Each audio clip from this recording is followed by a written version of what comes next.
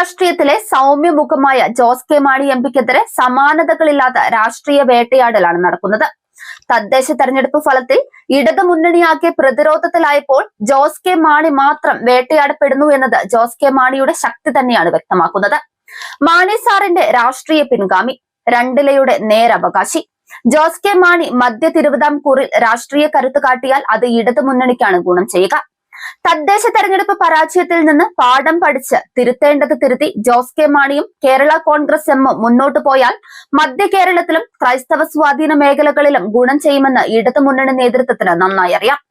തദ്ദേശ തെരഞ്ഞെടുപ്പ് ഫലപ്രഖ്യാപനത്തിന് തൊട്ടു പിന്നാലെ PJ ജോസഫ്, മോൻസ് ജോസഫ് ഉൾപ്പെടെ ജോസഫ് വിഭാഗം നേതൃത്വം ഒന്നാകെ കേരള കോൺഗ്രസ് എമ്മിന് UDF-ലേക്ക് എടുക്കരുതെന്ന അഭിപ്രായ പ്രകടനം നടത്തി.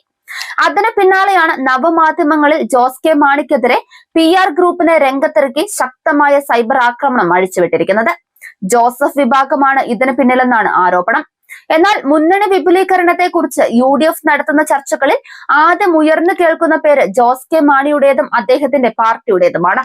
ഈ സാഹചര്യത്തിൽ ജോസ് കെ മാണിയെ ഭയക്കുന്നവർ UDF-ലുണ്ടത് എന്നത് പകൽ പോലെ വ്യക്തം.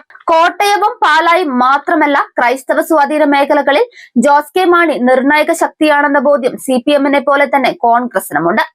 CPM-ന്റെ കമ്മ്യൂണിസ്റ്റ് പ്രത്യയശാസ്ത്രവും ജോസ് കെ മാണിയുടെ ക്രൈസ്തവ രാഷ്ട്രീയവും ഒന്നിച്ചു നിന്നാൽ UDF-നെ ചെറുത്ത് തോൽപ്പിക്കാമെന്ന് LDF നേതൃത്വം തിരിച്ചറിയുന്നുണ്ട്. ഈ സാഹചര്യത്തിലാണ് ജോസ് കെ മാണി വേട്ടയാടപ്പെടുന്നത് എന്ന കാര്യം തിരിച്ചറിയേണ്ടത്. പരമ്പരാഗത കോൺഗ്രസ് വോട്ട് ബാങ്കിൽ ജോസ് കെ മാണിക്ക് സ്വാധീനം ചെലുത്താൻ കഴിയുമെന്നത് UDF-നെ ആശങ്കപ്പെടുത്തുന്ന കാര്യമാണ്. LDF-ലാകട്ടെ അർഹമായ പരിഗണന കേരള കോൺഗ്രസ് എമ്മിന് നൽകുന്നുമുണ്ട്. പക്ഷേ കോട്ടയത്ത് CPM നേതാക്കളിൽ നിന്നും വേണ്ടത്ര പിന്തുണ ലഭിക്കുന്നില്ലെന്ന പരാതി കേരള കോൺഗ്രസ് അണികൾക്കുണ്ട്.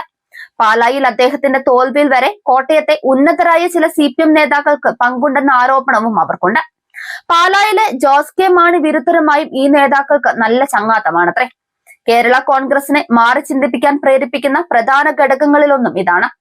അതേസമയം ക്രൈസ്തവ വോട്ട് സമാഹരിക്കാനുള്ള ആയുധമായി ഇടതുപക്ഷ ജനാധിപത്യ മുന്നണി ജോസ് കെ മാണിയെ കാണുമ്പോൾ BJP ക്രൈസ്തവ വോട്ട് സ്വാധീനിക്കാൻ നടത്തുന്ന നീക്കങ്ങളെ തടയുക എന്ന ലക്ഷ്യവും അതിന് പിന്നിലുണ്ട്. കേരള കോൺഗ്രസ് എമ്മിനെ ഈ പ്രതികൂല സാഹചര്യത്തിലും ഒറ്റക്കെട്ടായി ജോസ് കെ മാണി നയിക്കുമ്പോൾ ഇത് അദ്ദേഹത്തിന്റെ നേതൃപാടവത്തിന്റെ കൂടി തെളിവാണ്. പാല വീണ്ടും നഷ്ടപ്രതാപം വീണ്ടെടുക്കുമെന്ന് ജോസ് കെ മാണി കണക്ക് കൂട്ടുന്നത് എതിരാളികളെയും പഴയ ചില ചങ്ങാതിമാരെയും ആശങ്കയിലാക്കുകയാണ് എന്നതാണ് യാഥാർത്ഥ്യം. തദ്ദേശ തെരഞ്ഞെടുപ്പിൽ കഴിഞ്ഞ 7 വർഷത്തിനിടെ ആദ്യമായി പാലായിൽ ഇടതുമുന്നണി ലീഡ് തിരിച്ചുപിടിച്ചതും പ്രതീക്ഷ നൽകുന്നതാണ്. അതിനൊപ്പം വേട്ടയാടലുകളെ കരുത്താക്കാൻ ജോസ് കെ മാണിക്ക് കഴിഞ്ഞാൽ മുന്നണികൾ ജോസ് കെ മാണിക്ക് പിന്നാലെ എത്തും. തിരിച്ചറിവിന്റെ പ്രായോഗിക രാഷ്ട്രീയം മറ്റാരേക്കാളും അറിയാവുന്ന ജോസ് കെ മാണി ഉചിത സമയത്ത് ശരിയായി തീരുമാനമെടുക്കുമെന്നത് യാഥാർത്ഥ്യമാണ്. വേട്ടയാടപ്പെട്ടവന്റെ വേദനയല്ല, വേട്ടയാടലിന്റെ കരുത്താണ് ജോസ് കെ മാണി എന്ന് തെളിയിക്കേണ്ടത് ഇനി അദ്ദേഹത്തിന്റെ ആവശ്യമാണ്.